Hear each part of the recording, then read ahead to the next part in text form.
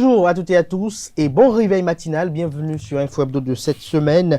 Ce jour, je reçois pour vous, chers amis internautes, Antoine Adoukonou. Il est acteur politique, analyste politique et il sera face à Joseph Perzonago, qu'on ne présente plus sur les plateaux d'émission de ZLTV, le directeur de publication du quotidien La Dépêche. Avec eux, nous parlerons de la campagne électorale, nous apprécierons un peu son déroulement. Nous parlerons également de la tribune de Komikoutié de Valentin Agassou-Dianontin qui invite les Béninois à acter la fin du quinquennat de Patrice Talon pour le 5 avril prochain. Ça continue de faire couler beaucoup d'encre et de salive. Nous en parlerons au cours de cette émission. Et donc, sans plus discourir, on les retrouve dans un court instant pour le décryptage.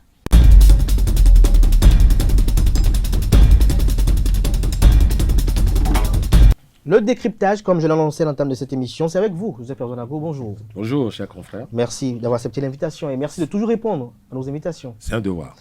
Bonjour à vous, Antoine Adoukonou, et merci d'être là. Bonjour, monsieur Kader. Acteur politique, analyste politique. Alors, directeur de publication de La Dépêche, Joseph Perzonago, vous êtes journaliste de profession et donc vous suivez de très près l'actualité politique du Bénin, vous la décryptez, vous l'analysez. Alors, quelle est votre analyse de la tribune de Komikoutié de Valentin Agassou-Dianontin au sujet de l'invite aux Béninois à acter la fin du quinquennat de Patrice Talon pour le 5 avril? Est-ce normal? Je dirais, non seulement c'est normal, mais c'est logique, dans la mesure où les compatriotes ne sont pas basés sur des faits anodins. Ils sont partis sur des bases régulières, des bases légales, pour le dire. Et donc, à partir de cet instant, c'est test contre test. Et donc, dans ces conditions, je ne trouve pas, de mon point de vue, au regard des règles du jeu, à savoir qu'il y a de côté la loi, la légalité, la légitimité, et donc je trouve normal que eux ils aient choisi, n'est-ce pas, d'inviter leurs compatriotes à observer un certain nombre de dispositions, et donc qui sont contenues dans la Constitution du Bénin. Et donc cela va de soi. Donc pour ma part, ce n'est pas anodin.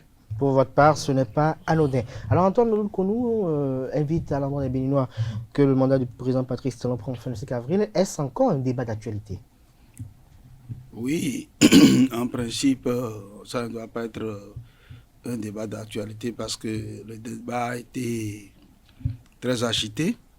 Mais comme j'ai l'impression que cela est devenu un bouc émissaire pour l'opposition qui, après avoir tout tenté, après avoir pensé qu'avec le parrainage, comme le dit l'autre, qu'on pouvait faire exploser le parrainage et que l'explosion n'a pas eu lieu, il me semble que la dernière cartouche, c'est cette polémique de la fin du mandat du chef de l'État.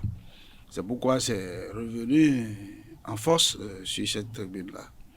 Et donc, je conçois que l'opposition est toujours à la recherche de la destruction du pays.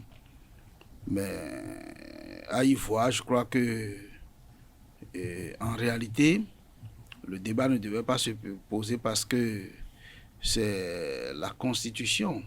Est-ce que cette invite, elle est constitutionnelle ou anticonstitutionnelle? Elle est anticonstitutionnelle parce que José Perso a dit tout à l'heure que ce qu'il réclame se trouve dans la Constitution. Et moi, je crois qu'il allait préciser laquelle des constitutions, puisque nous avons actuellement une seule constitution, c'est toujours la constitution du 11 décembre 1990, même modifiée. Donc, est-ce qu'il est dans la constitution modifiée ou est-ce qu'il est dans la constitution non modifiée? Je pense qu'en temps normal, on ne peut pas avoir deux constitutions, deux textes de loi dans un pays. Le seul texte de loi qui a valeur constitutionnelle aujourd'hui, c'est la constitution du 11 décembre telle que modifiée. À partir de ce moment, cette constitution a réglé le problème en disant que l'élection, le premier tour de l'élection du président de la République en 2021 a lieu le deuxième dimanche du mois d'avril. À partir de ce moment, la question du 5 avril ne me paraît pas être légale. Elle n'est pas légale. Oui. Alors, Joseph Perzonago, est-ce que cette invite que effectue Komikoutié et Valentin Dianontin, est-ce qu'elle n'est pas l'expression de ces acteurs politiques qui se disent ne pas peut-être reconnaître la Constitution? Est-ce qu'ils disent à travers cet invite qu'ils ne reconnaissent pas la Constitution modifiée? Je ne voudrais pas répondre à mon vis-à-vis, cela pourrait ressembler à du tac au tac. Cependant, je suis tenté de lui demander de m'indiquer la disposition constitutionnelle qui dit que, à partir de telle échéance, le mandat du chef de l'État prend fin parce qu'en réalité, le chef de l'État n'a pas été élu sur une constitution modifiée. C'est la constitution depuis 90 et je me souviens, comme si c'était encore hier, à sa prestation de serment à Porto-Novo, et ça, je m'en souviens encore, à moins qu'il ne soit pas au pays, le bloc, du moins le corps constitutionnel. Je voudrais utiliser cette expression pour donner de la valeur et de la grandeur à ce qui s'est produit à Porto-Novo ce jour-là. Le corps constitutionnel donc disait au président qui prêtait serment, votre mandat commence telle date et s'achève à telle autre date. Les éléments d'archives existent aujourd'hui pour témoigner de cela. Maintenant, la nouvelle constitution, enfin la constitution modifiée dont il parle, je voudrais qu'il m'indexe la disposition qui dit que l'entrée en fonction du chef de l'État commence à partir de tel moment. Vous savez, moi j'ai souvent dit ceci, en criminologie, bon, enfin, c'est un peu trop forcé, bon, je reste au bas de l'étage pour dire simplement que l'assassin, du moins aucun crime n'est parfait. On est en présence d'un crime ici, le mot n'est pas fort, hein, on est en présence d'un crime. C'est un acte qui a été posé, mais qui a laissé un certain nombre de méfaits. C'est-à-dire, on n'a pas parfait l'acte. Si on avait parfait l'acte, on aurait prévu, dès lors, c'est ceci qui va se passer à partir de tel moment. Ça n'a pas été dit.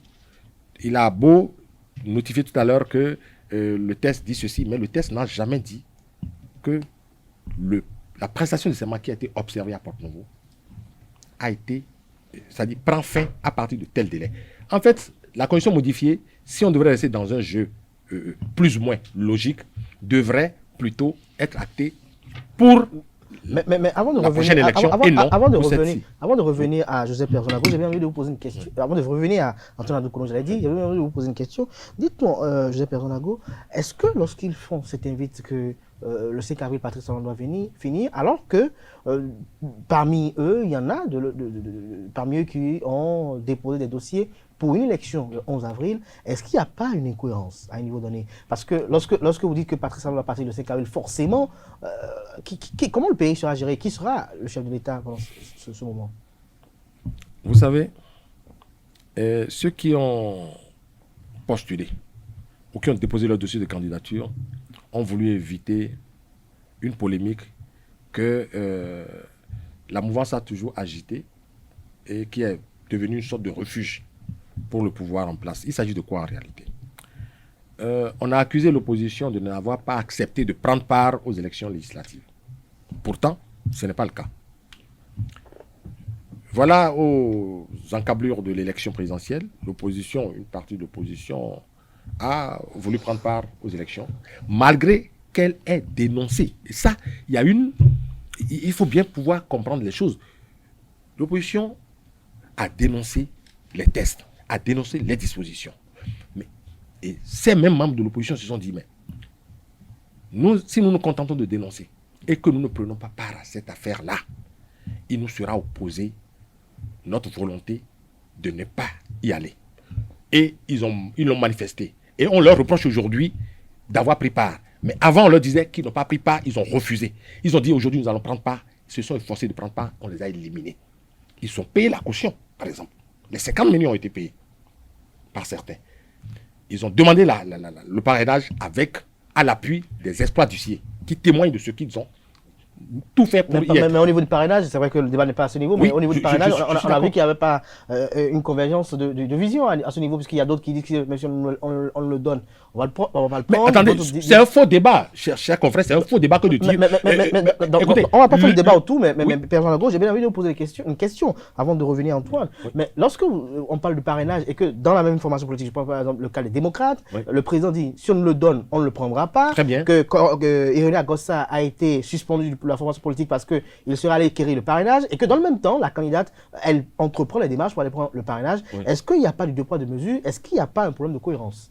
Oh non, mais écoutez, c'est plutôt votre question qui manque de cohérence, ma foi, dans la mesure où, si on doit aller encore plus loin dans ce débat, vous parlez tantôt, vous avez cité un certain René Agossa, qui a eu finalement le parrainage sur la base de quel parti politique?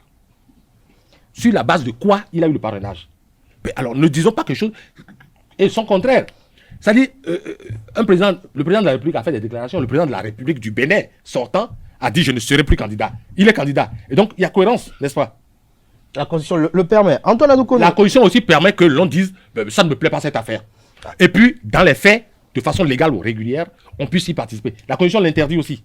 Antoine Adoukono, vous avez suivi tout à l'heure Joseph Perzo Anago sur la question, mais est-ce qu'à travers cette invite aux Béninois que le mandat présidentiel prend fin le 5 avril, est-ce à dire qu'une frange de l'opposition est en train de tenter quand même un coup de force? Un grand coup de force, parce que ce que nous entendons par coup de force dans un état de droit, c'est quand on s'oppose ouvertement aux principes et règles préétablis. Et la démocratie, selon pas la cour du roi Péto. Quand on est en démocratie, on vit suivant des normes, des règles préétablies.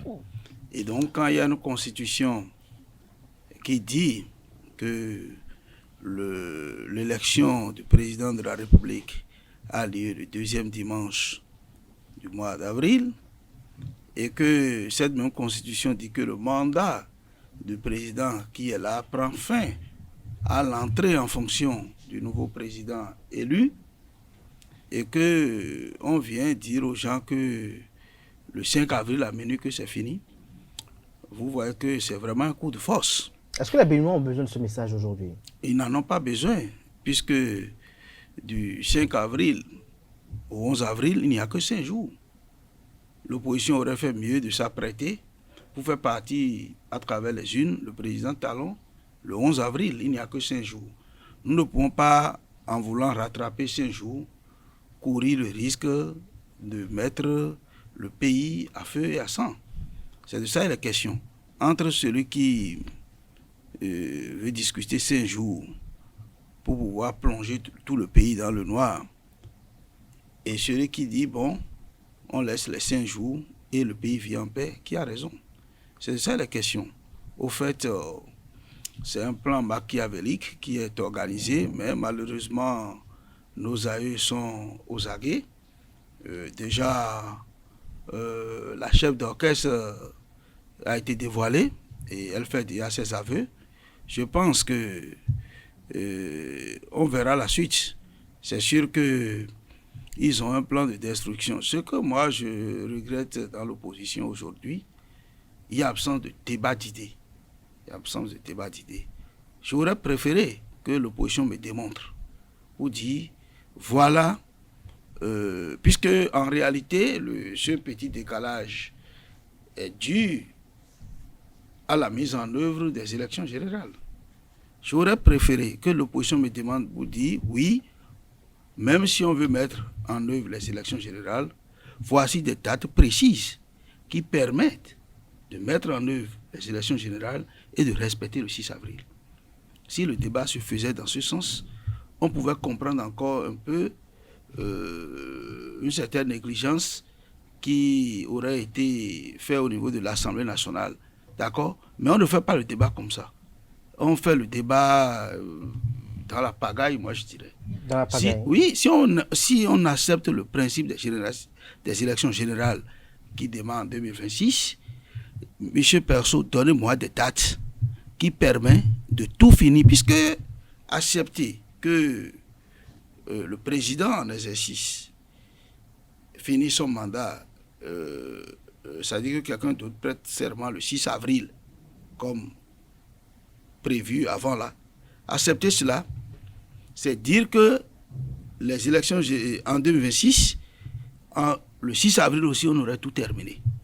Maintenant, de janvier, organisez-moi les dates pour qu'on fasse les élections communales législatives couplées en 2026, qu'on fasse l'élection présidentielle après, puisque le président prête serment devant l'Assemblée nationale, et que vous m'organisez les dates au fin où on peut tout faire et prêter serment le 6 avril 2026. Parce que c'est face à cette difficulté qu'on a dû prolonger pour 2026 et ramener à 2021. Il y a eu un petit décalage. C'est ça la question. Maintenant, vous allez me démontrer date à l'appui pour dire non, on peut faire les élections générales à partir de 2026, mais voilà les dates qu'il faut retenir pour rester dans le délai. Si vous me démontrez ça, je vais vous comprendre. Alors, Perzo Nago, Oui, est-ce que lorsqu'on dit que Patrice Talon doit partir le 5 avril, alors il part, et qu'est-ce qui se passe? Voilà. Je voudrais une fois encore... là, je suis rassuré qu'il n'était pas au pays. M. Adouko n'était pas au pays. Il a dû voyager ou il était allé rester dans sa ferme quelque part. Autrement, il aurait compris que des sachants sont montés au créneau pour expliciter. Aujourd'hui, lorsque il tient ses propos, je suis convaincu qu'il n'était pas dans les parages. Il n'était pas dans les parages et ce n'est pas mon job. Moi, je ne suis pas payé pour le faire. Ceux qui sont payés pour le faire l'ont déjà fait. Et comme il a joué au retardataire ou à l'école buissonnière, il n'est pas en mesure aujourd'hui de revenir sur ces détails qui ont été déjà donnés par des sachants. Donc, ce n'est pas mon job à moi. Et donc, même vous autres confrères qui êtes ici, vous n'allez pas me dire que les professeurs Joël Aïvo et autres ne sont pas montés au créneau pour expliciter. Certains sont allés dans le schéma de on peut organiser les élections et tenir dans telle proportion, dans tel créneau. Tout cela a été dit. Si M. Adoukono s'attend à ce que ce soit moi, Perzo, j'ai d'autres chats fouettés, je ne lui ferai pas ce bonheur. Alors, il n'a qu'à revenir de la ferme et rejoindre le 5 avril. Le 5 avril. Oui, le 5 avril. Le 5 avril, lorsqu'on demande à Patrice Talon de mettre fin à son premier quinquennat, alors le 6 avril, qu'est-ce qui se passe? Qui est au pouvoir?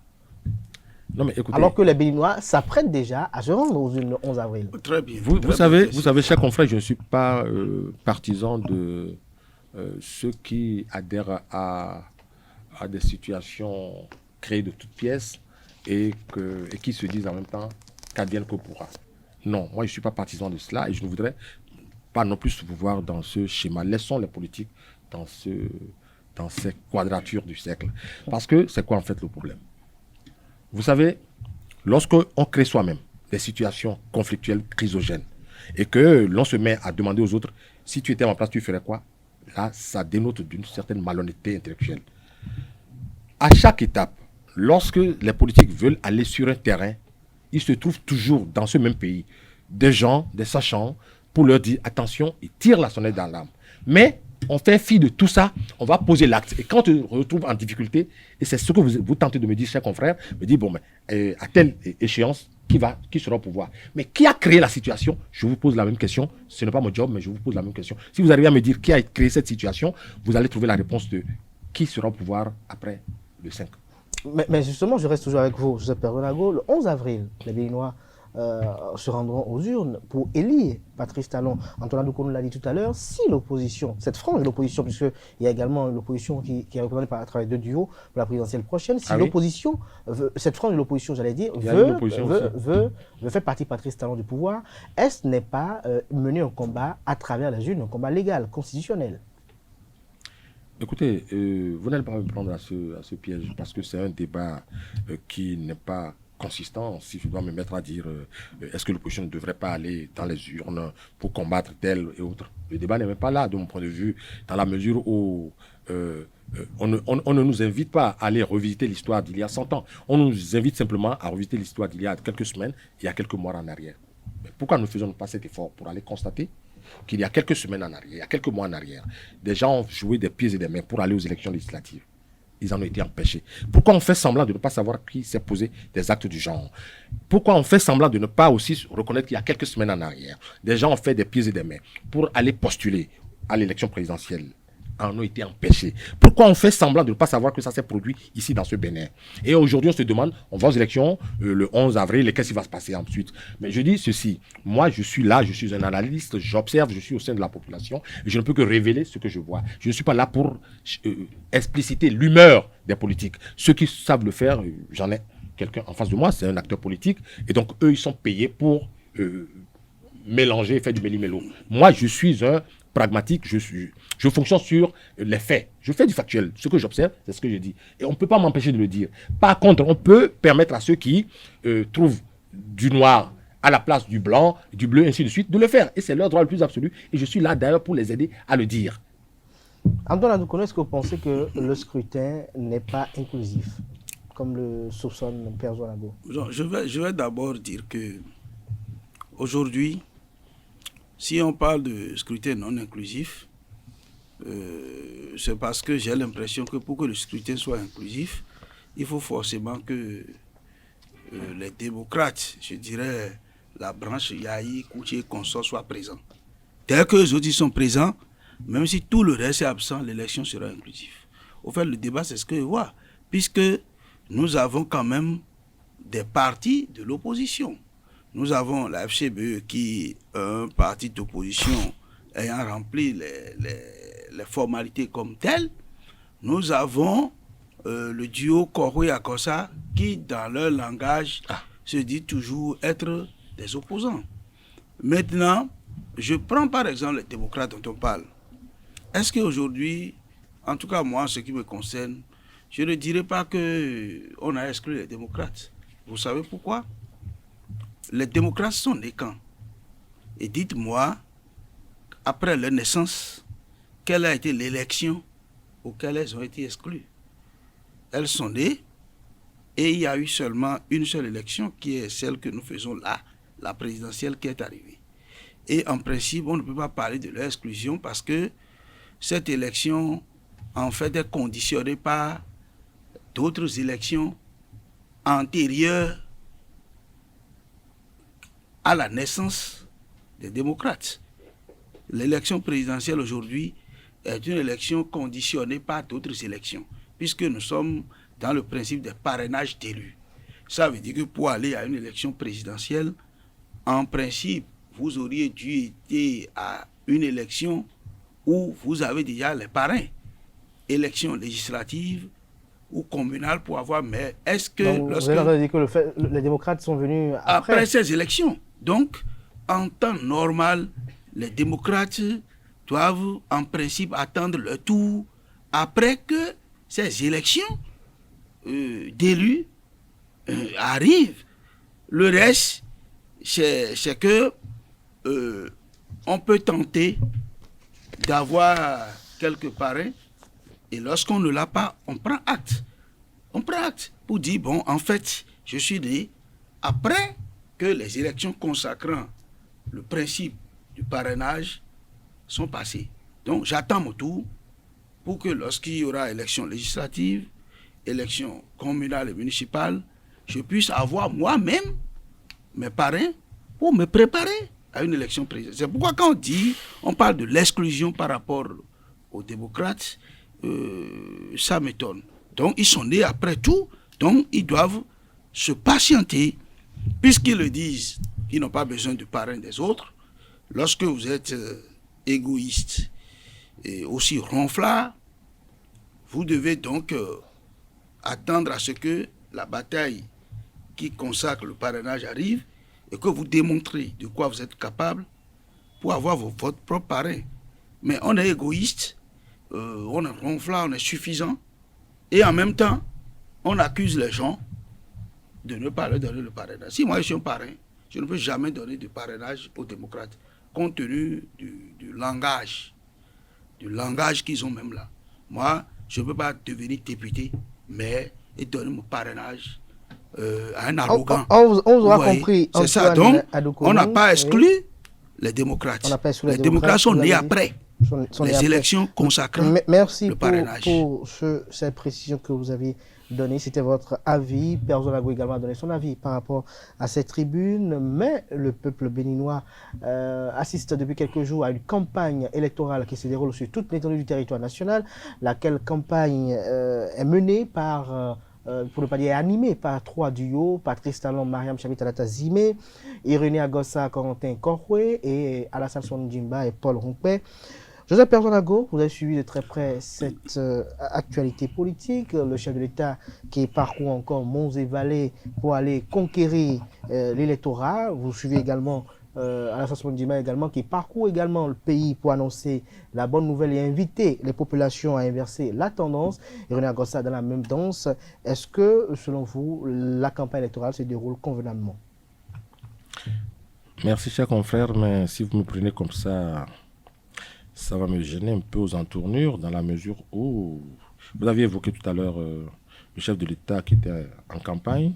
C'est vrai, lorsqu'il était en pré-campagne électorale, et en tournée de reddition de comptes, j'allais dire ma langue a flanché, le chef de l'État disait que les démocrates auront leur récépissé, enfin, puisque c'est des mots à la mode en fait, leur parrainage, même tout ce qu'il faut, ils vont participer. Bref, le chef de l'État l'a dit. Exactement, ça ressemble à cette rencontre au palais de la présidence où le chef de l'État a fait des vœux que je ne voudrais pas qualifier de pieux, mais qui sont révélés improductifs par la suite. Je ne m'attendais pas à mieux, hein. Je savais qu'ils n'iront pas, on ne les laissera pas partir. Je voudrais clore ce débat pour dire qu'aujourd'hui on constate sur le terrain, vous aviez cité les 3 duos. Vous savez, j'ai titré il y a dans notre journal, on a titré il y a quelques jours en arrière, talon contre talon. Bon, ben, ça a fait marrer certains, mais certaines personnes ont trouvé que c'est juste. Et c'est effectivement ce qui se passe sur le terrain. Vous savez, aujourd'hui, vous rencontrez sur le terrain 3 duos qui donnent l'impression de venir du même sérail. 3 duos parce qu'à l'origine, ces 3 duos ont été constitués par un duo Talon Talata, un autre duo Djemba Rumpé, et c'est là où ça commence par devenir intéressant. Un autre duo Kowe Agossa. Vous savez, quand vous prenez les 2 derniers duos, vous les mettez ensemble et vous vous rapprochez un peu. Vous voyez, il y a comme une sorte d'aimant qui aspire les 2 vers le premier duo. C'est-à-dire, on retrouve aisément et bien à l'aise duo Talata Talon qui s'imbrique très bien dans le duo Djemba Rumpé, et puis Agossa Kowe. C'est parfaitement la même chose, c'est la même maison, et puis c'est bien, ça s'amuse bien. Et ce qui fait pouffer la population, parce qu'en fait, il y a quelqu'un qui a voulu avoir en face de lui ces 2-là, et ça fait ces 2 duos, et il a obtenu. Et sur le terrain, les 2 autres duos n'étant pas préparés pour jouer à la scénique, ça tombe parfois dans des incantations qui frisent l'humour, et les populations en rient. Parce qu'en réalité, on se dit, mais c'est les mêmes, les 3, c'est les mêmes. Vous voyez, est-ce qu'Antoine, vous partagez ce constat? C'est bien ce qui se passe. Est-ce que selon vous, lorsque vous écoutez les différents duos, vous voyez du talent contre du talent? Bon, ce que je vais d'abord dire, c'est ceux qui tiennent ce langage-là, qui finissent par forger le talent contre talent. Oui, puisque les populations, c'est-à-dire que, en répétant cela, puisque les candidats eux-mêmes, le discours qu'ils tiennent n'a rien à voir avec ce que M. Perso dit. Mais lorsqu'on met dans l'esprit collectif qu'en réalité, c'est talent contre talent, on renforce le chaos. On renforce le chaos. Donc, en fait, c'est les gens comme Perso qui disent talent contre talent, c'est eux qui sont en train de monter la machine talent contre talent. Parce que... Est-ce que vous pensez que cette machine serait possible? Lorsque on écoute le discours tenu par Corentin Corpoué, lorsqu'on écoute les propos tenus par Alassane Djimba, également Paul Rumpé... Quand vous voyez ce discours-là, ça n'a rien à voir.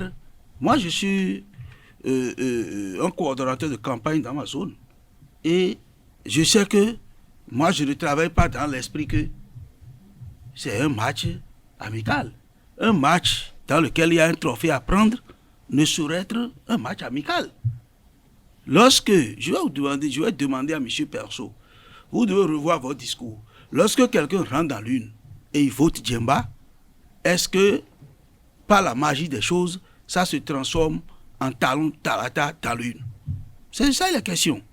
Lorsque quelqu'un vote à poisson caché sur le Djemba et Rumpela, est-ce que ça se transforme en talon et talata? C'est ça la question. Donc, c'est vous qui préparez les gens à concevoir que, bon, si en fait c'est talon contre talon, il vaut mieux aller choisir Talon directement. C'est vous qui renforcez encore cela dans l'esprit des électeurs, au lieu d'aller dans le sens contraire. Parce que les candidats eux-mêmes sur le terrain, ils tiennent un discours qui n'a rien à voir avec cela. Et moi, je conçois que c'est à base des discours que les populations votent et non à base disons, des contrats politiques, etc. Même si j'admets que ce que vous dites là, même si c'est vrai, c'est pas quelque chose, ce que vous dites là, vous n'avez aucune preuve. C'est dans l'imaginaire que vous le dites. Donc, ce qui est factuel et que tout le monde voit, c'est le discours des candidats. Et lorsque vous voyez le discours des candidats, un discours n'a jamais dit que non, ne me votez pas, votez Talon parce que nous sommes les mêmes. Aucun discours ne l'a dit. C'est vous qui renforcez cela dans l'esprit collectif. Et ça va vous en arriver. Et vous allez tomber sur le chaos. Est-ce que vous pensez que Alassane Soumana Djemba ne veut pas du pouvoir avec Paul Rompé? Est-ce que vous pensez que Corentin Koroué ne veut pas le pouvoir? Si on lui donne le pouvoir, il ne va pas l'exercer. Est-ce que vous pensez qu'ils sont présidentiels? Est-ce que vous pensez qu'ils n'ont pas des ambitions réelles de prendre le pouvoir? Attends, qui suis-je pour dire qu'ils n'ont pas des ambitions? Ils ont des ambitions, forcément. Mais je vous dis, lorsqu'on vous envoie, comme le disent les Ivoiriens de façon vulgaire, lorsqu'on vous envoie, il faut savoir aller. C'est-à-dire, on est dans le cas où des gens ont été utilisés comme des faits-valoir. Et puis, les populations dont on parle ici ne sont pas dupes. Je vous en prie. Cela ne veut pas dire que derrière le duo Talon-Talata, il n'y a pas une certaine population. Non, il y a une certaine population. Le chef de l'État disait dans le Mono, il y a 4 jours, pour ceux qui essayent de dire, de faire l'effort, de dire des choses qui ne sont pas, je voudrais leur rappeler ici sur le plateau que le chef de l'État déclarait, et j'ai la bande, gare à eux s'ils me mettent en chose, je leur joue la bande ici, tout de suite. Voilà, ce n'est pas une menace, c'est juste une information. Le chef de l'État dit il y a quelques jours dans le Mono, pour mon vis-à-vis, bien entendu, s'il est toujours au pays, il devrait avoir entendu le chef de l'État dire. C'est vrai, je sais, chère population, que vous n'avez sûrement pas ceux pour qui vous aimeriez aller voter. Vous ne l'avez pas autour des 3 duos. C'est là, la bande est là, je vous en prie. Je l'ai ici enregistré. C'est le chef de l'État qui l'a dit dans le Mono. Je sais que vous n'avez pas, parmi les 3, sûrement vous n'avez pas, parmi les 3 duos, vous n'avez pas celui pour qui votre cœur bat. Mais allez quand même regarder parmi les 3 et choisissez le moindre mal. Le chef de l'État l'a dit. Il s'apprête peut-être à me dire que c'est faux, je vais lui jouer ça. Même si vous vous y opposez, je vais jouer ça pour que l'opinion puisse entendre. Le chef de l'État en est arrivé à dire cela. Ça veut dire que le chef de l'État a compris. On a 3 Je dis il y a quelques jours, dans le Mono. Vous l'avez dit. Vous l'avez dit si bien, c'est bien entendu. Mais là, aujourd'hui, nous avons 3 duos en compétition. Oui. Qu'est-ce qui vous amène à affirmer que les 2 duos sont du talent? Est-ce que vous pensez qu'Alassane Soumana Djemba, je voulais poser la question tout à l'heure, ne veut pas être président? Parce que pendant longtemps, cette frange de l'opposition avait dit que même si on mettait un cafard en face de Patrice Talon, il allait le battre. Pourquoi on ne se plie pas? Pourquoi on ne s'associe pas avec Alassane Soumana Djemba, qui était un partenaire politique hier, par exemple, ou peut-être Irina Agossa, qui était aussi un partenaire politique? Bon, je ne sais si vous le dites juste pour faire une figuration, comme quoi cafard, non. Je ne veux pas utiliser ce terme-là qui est un peu trop péjoratif, mais je voudrais dire aussi c'est ce que l'opposition avait dit. Que lorsque un véritable, un candidat désigné de l'opposition, nous connaissons l'opposition au Bénin, se mettrait en face du président Talon, alors là, il y aura match. Mais lorsque, même si, aujourd'hui, on évoque le fait qu'il y a 2 duos. Mais je suis tenté de demander ici, sur ce plateau, mais ces 2 duos viennent de quel parti? Quelles sont les histoires de ces partis-là?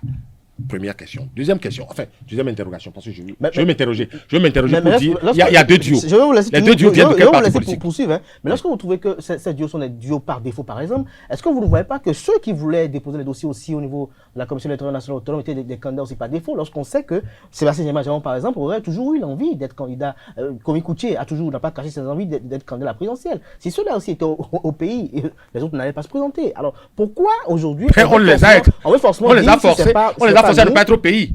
Et la Cour africaine des droits de l'homme, et la Cour africaine des droits de l'homme a déjà sorti un certain nombre de décisions en ce sens. Où un candidat ou un compatriote à nous a dit mais on m'empêche d'exercer mes droits. Je voudrais être au pays pour... Et la Cour a donné raison à ce compatriote. Je ne voudrais pas citer Sébastien Djamé et d'autres encore, par exemple. Merci. Mais qu'est-ce qu'on en a fait? On n'en a rien fait parce qu'en fait, il faut les maintenir à l'écart. On a vu quelques... Enfin, aujourd'hui, moi j'ai titré, vous allez voir sur mon site internet, vous allez voir. À l'approche de la présidentielle, tous les opposants, toutes les voix du doit considérer votre ont été version, embastillés. si doit considérer votre version où vous dites qu'on les a mis à l'écart, et ça a fait la volonté d'autres personnes qui veulent aller aux élections. Si vous trouvez que ceux-là aussi ont été écartés, pourquoi ceux d'entre eux aujourd'hui qui sont candidats aujourd'hui, pourquoi on les jette l'opprobre? Pourquoi on estime est-ce que ici sur ce plateau, j'ai dit qu'ils n'ont pas le droit d'être candidats? Non, mais ils ont le droit d'être candidats. Lorsqu'on soupçonne en disant que c'est du talent, pourquoi ça dit que Valentin Diamanté aussi pourrait, par exemple, soupçonner aussi ceux qui sont allés déposer le dossier tout à l'heure, vis-à-vis a résolu la question en disant, selon leur langage. C'est-à-dire, finalement, aujourd'hui, il faut aller regarder dans une marque de café ou alors aller chez les devins pour demander est-ce qu'ils sont. C'est cela le problème. Il n'est pas convaincu qu'ils sont de l'opposition. Antoine Adoukono. Non, au fait, c'est pas que je ne suis pas convaincu qu'ils sont de l'opposition. Il a dit que c'est leur langage qui dit qu'ils sont de l'opposition. Antoine Adoukono, vous avez la parole. Nous avons encore quelques minutes avant de clore ce débat. Vraiment, ça va très vite. Vous avez laissé perso utiliser tout le temps pour... vous savez, c'est que l'opposition aujourd'hui se cache derrière cet art pour dire que... Mais ce qu'elle vous demande là...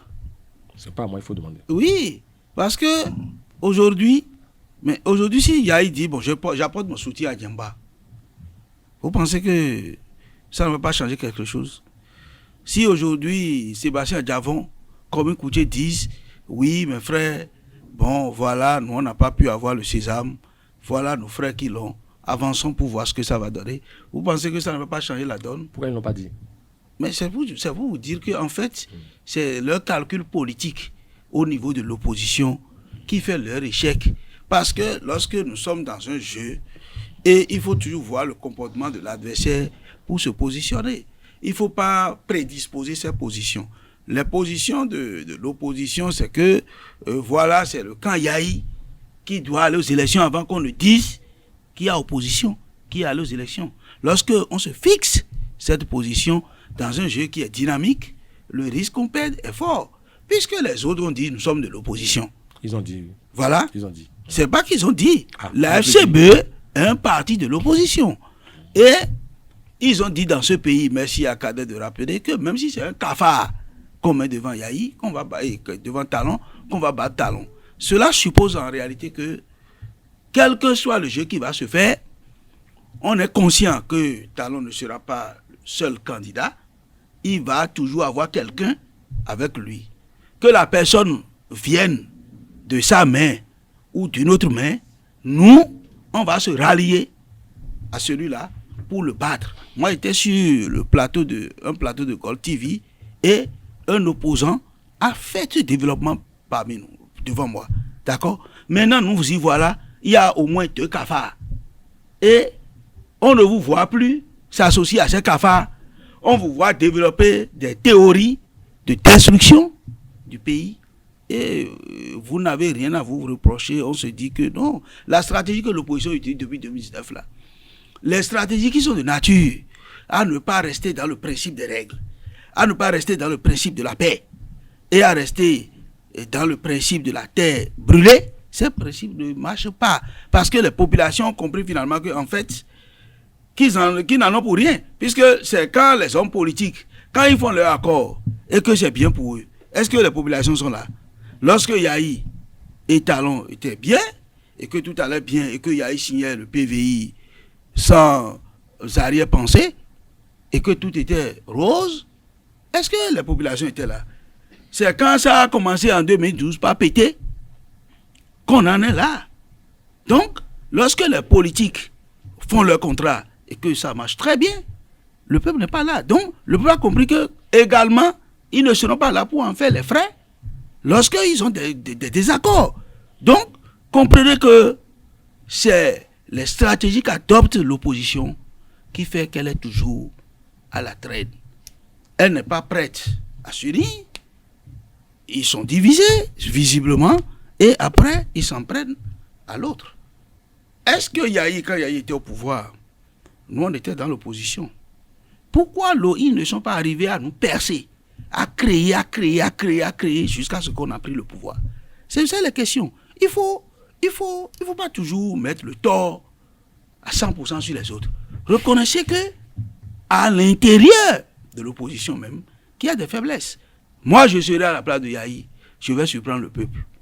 Et je vais dire, bon, voilà Djemba, c'est mon frère. Il a été mon ministre d'État. Aujourd'hui, il est candidat. Même si ce n'est pas lui que je voulais, c'est lui que j'ai sous la main. Avançons, allons. S'il dit ça aujourd'hui, vous pensez que ça ne va pas changer quelque chose? Si à Djavon, les commis coutiers restent à l'extérieur et lancent ces cris-là, que ça ne va pas donner quelque chose que ce qu'ils sont en train de fabriquer pour dire le 5 avril, le président va descendre là. C'est de ça les questions. Il faut voir la réalité en face. La réalité aujourd'hui, c'est que le président Patrice Talon les dépasse. Merci à vous, Antoine Adoukonou. Merci également à vous. Ça ne marchera pas. Ça ne marchera pas. Ça ne marchera pas parce qu'ils disaient qu'ils étaient dans l'opposition et ils ont tout fait pour percer. Évidemment, lorsque vous étiez dans l'opposition, Yahi Boni n'a jamais rien fait pour empêcher quelqu'un de rester, de venir au pays. Il n'a pas bloqué des gens en exil. Je suis désolé, chers confrères. Nous sommes, chers compatriotes, nous sommes au Bénin. Donc, lorsque tu empêches quelqu'un de venir... Si il n'était pas revenu, vous allez dire qu'on l'empêche. Il est là maintenant. Merci à vous. Si Tawes n'était pas revenu, vous allez dire qu'on l'empêche. Je suis désolé. Ne jouez pas aux aveugles. Vous êtes Perzo Anago. Je crois que lorsqu'on va se retrouver dans un instant tout à l'heure, on va poursuivre le débat. Mais sur Info Hebdo de ce matin, c'est la fin du débat de ce matin. Merci pour l'attention, chers amis internautes. C'était à l'instant. Vous êtes Perzo Anago, directeur de publication de la Dépêche, qui était face à Antoine Adoukonou, acteur politique, analyste politique. Merci pour l'attention et la fidélité. On se retrouve demain pour l'inviter avec Amak Bedji, le directeur général de l'APE, qui nous présente le projet de société du candidat Patrice Talon.